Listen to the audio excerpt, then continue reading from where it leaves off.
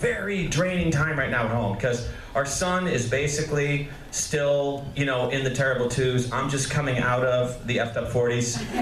So, just a lot of bad behavior, you know what I'm saying? Just all around, just a lot of, you know, it's a lot for my wife to deal with. Like he's, you know, throwing dishes and trying to punch me in the balls, and you know, I'm taking St. John's Wort, listening to Metallica.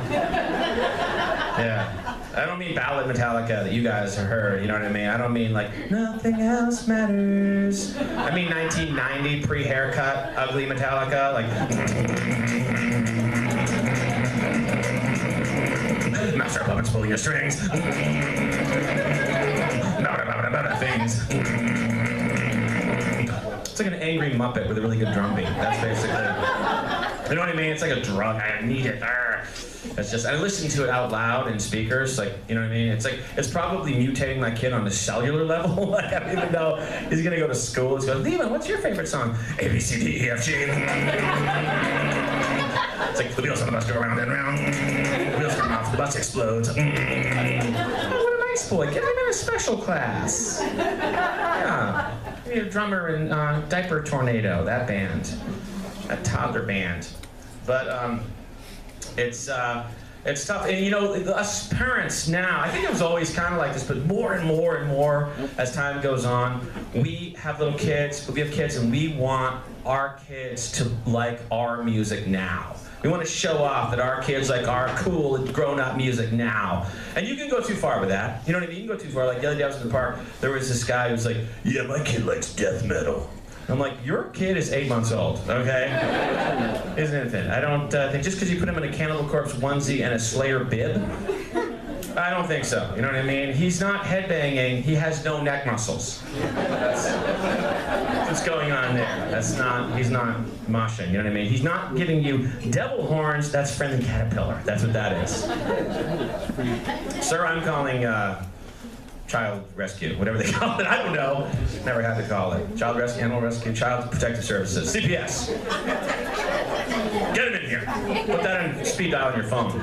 This is an informational comedy show. But here's the thing, you think like we like force music on them, it's mostly the other way around, because little kids, they just take over. They take over all the media, they take over the TV, everything you watch, you listen to, they just, I don't know how a little tiny little person, a fraction our size, just makes us listen to their stuff all the time, the CD. He had this one CD that I bought him actually, it's my fault, I bought him like toddler favorites, you know what I mean? And he had one song, he fixated on one song.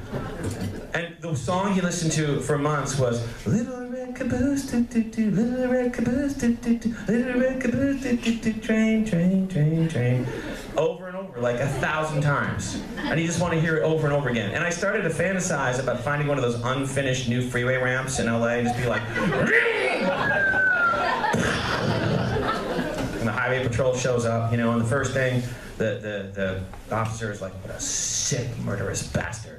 And then the CD player is like the only thing still working in the car. It's like, he's like, well, I can kind of see the father's point of view, okay? I'm just gonna call it more of a 50-50 situation here, you know what I mean? So I'm one of those people. My wife is the same way. Like before we had a kid like later in life, both of us. Before we had a child, we weren't baby people. We didn't really care about babies that much. We didn't hate them.